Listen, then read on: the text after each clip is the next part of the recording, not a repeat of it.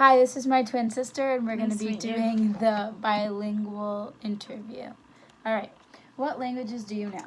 I speak both English and Portuguese fluently. And when did you learn those languages? I'd say that Portuguese we learned at home and at church, so at a very young age, probably the first language that we were introduced to around maybe like 3 or 2. And where? Portuguese was at home, like I mentioned, and at our church where we go to a Portuguese-speaking church, and it's always a Portuguese-speaking environment. So we were very influenced by that. And then English was at school. We went to kindergarten and preschool. Yeah, so we used to have Bible study and Bible school on Sunday. So we grew up reading the Bible in Portuguese and writing in reflections in Portuguese and things like that. And being in a Portuguese environment, everyone just spoke Portuguese. So it was really easy to learn just fluently. All right. And how fluent would you rate yourself? In reading, writing, speaking, I'd say comprehension? English probably a 10, just because it's the language that I use. 10 out of 10. I mean, for grammar, I'd say a 9 maybe. Same with Portuguese. I'd say I'm very well spoken in the Portuguese. Yeah, I would say language. she's better than me. In high school, we had a lot of Portuguese speaking friends, and I clinged on to the sports side, so a lot of my friends were American, and hers were Portuguese speaking, and I never lost that Portuguese, but I think she's a little bit more quick on her feet to answer and to know different vocabulary that I don't know as much of. I also mentored Portuguese speaking kids, and it just was always around them, so I never lost that, and I just kept learning as I spoke to them or texted or whatever it might have been. Exactly. All right. What are the best benefits about being bilingual? I think there's just a certain exposure. Nossa, mãe. That's my mom. You met her in the last video. Go. Sure, okay. So I think there's just a certain cultural exposure that you get to being bilingual that you wouldn't if you only were prone to one language.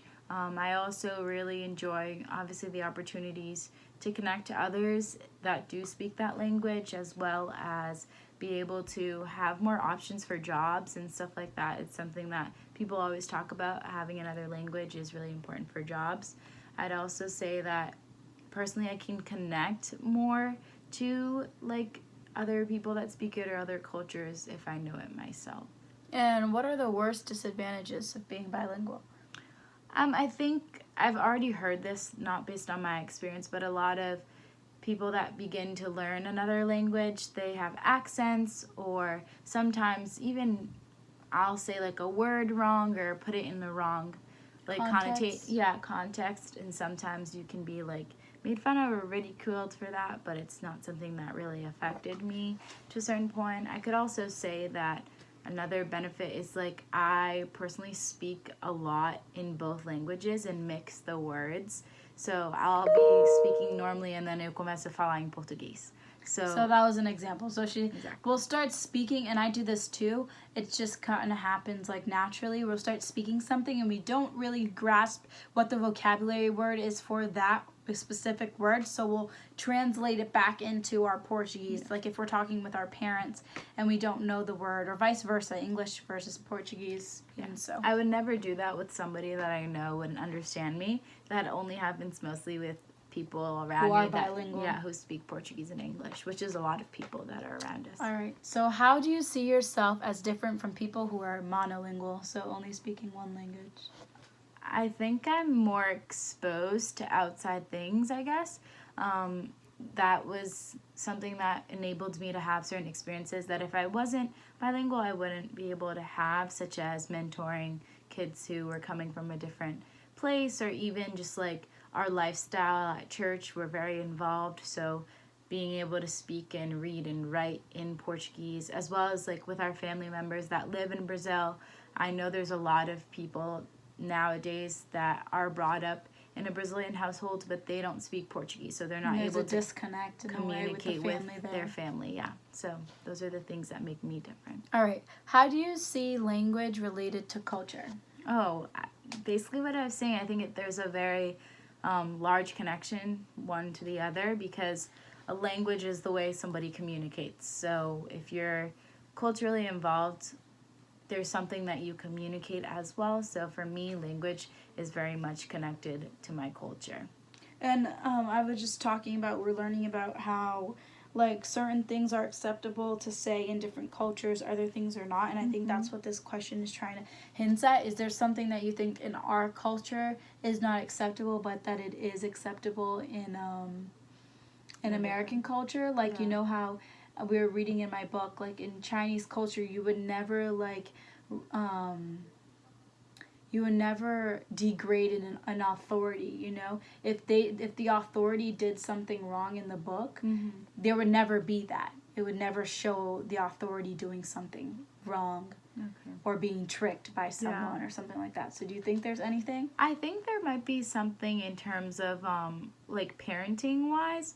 I know that Brazilian parents, there's a whole thing of Portuguese speaking parents that they're pretty strict in terms of that, so maybe that could be something. Like in the way they speak and stuff to their children. Exactly. Yeah, very like authoritative. Exactly. And also the fact that people in general, I guess, just are more authoritative in Brazilian culture and language. I was talking about in Mom's interview how we're also very like charismatic. So when we talk, we can oftentimes joke a lot, and it can come off wrong to some people. Yeah, there's a lot of also inside jokes or words, like phrases. What do you call those? Gírias. Yeah, but I don't know. I forgot in English. See, this would be a circumstance that sometimes you forget words. But yeah, like small little words that don't have the same meaning in English, and if you were to say or try to translate it into English, it would never come across the same way. All right. As a bilingual, what would you like to tell monolingual Americans? Oh, okay. I would say don't deprive yourself from learning another language.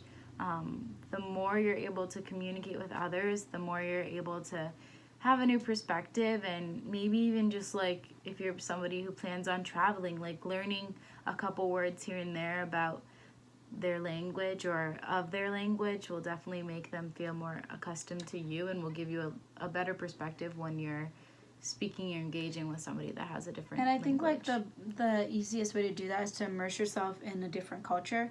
Go out to a restaurant where they're Brazilian speaking or Spanish speaking or Chinese speaking, and see if you can engage and figure out what they're trying to communicate, whether it be through their body language or whether it be through their menu saying something that's similar to a word that you would see in English. Something like that is already a step towards you learning or practicing or just engaging with a different language. And I wouldn't say you have to be fluent in another language to be able to like communicate, I guess. It's just like, I think it's important that people know the basics, especially like wherever your surroundings are. Like, for example, we live in a community has lots of Spanish speaking people, lots of Portuguese speaking people, and so it's really important to evaluate where you are and whether that's going to be helpful for you or not. Yeah. All right. If you wanted to learn a new language, which one would you choose and why? Ooh. I think I would want to try to speak Italian, actually. The reason why is because my sister knows I have an Italian citizen boyfriend, and so eventually in the future, if I ever wanted to become a European citizen, I'd need to learn the Italian language. It's one of the requirements. Yep. So if I ever want to do that, I think that's something. How much do you have to know? I don't know. That's something we'll find out. But that's something that I'd be interested in learning. Even like I can see the similarities between the Portuguese and the Italian. Sometimes like I'll see it, and I just think it's very interesting. Spanish, I feel also like I can hear and kind of try to speak with people as well. So I don't know if that's that important that I'm able to speak it fluently, but the Italian thing is a whole other thing. What's the most difficult thing about the English language? I would say the pronunciation is something that's probably the most challenging. Yeah. What about for you? For me, that was just born into it, you know, the language. Yeah, probably grammar, I guess, is sometimes difficult because there are just certain things that we do in the English language that in other languages we wouldn't do, especially like in Portuguese. While I was learning how to read and write, they have other accents and other grammar, like things that make the words sound differently. So for us, we don't really have that. We just sound things out by their letters, and in Portuguese we sound things out with the little symbols or accents as well. So I would say grammar. All right. Are there any concepts that you have a difficult time putting into words in the English language? Explain. You can say no if there isn't. Any concepts? I feel like I'm a little rough probably on like the actual like idealization of concepts. Like I don't really have things in my head. Like I feel like the thing that mostly stuck in my head all throughout like high school or middle school is like similes and metaphors, you know? Things like that. Yeah, but very similar because I've always done really well in English class naturally, and so I feel like I didn't really learn that much throughout high school about concepts and stuff like that because I feel like I already had them down. Write it down. All right. Yeah, or teachers thought that. What I did. advice would you give an individual coming to the U.S. with little knowledge of the English language? I would tell them to, one, find friends that are English speaking or bilingual speaking because they will assist you in not only speaking Portuguese and helping translate, but also assist you any in language, speaking. not just Oh yeah, Portuguese. any language, exactly. Or as well as like listening to music or TV shows, things that you'd be able to have some kind of contact with the English language that will facilitate your learning. All right. Thank you. All right. Wonderful. Thank you.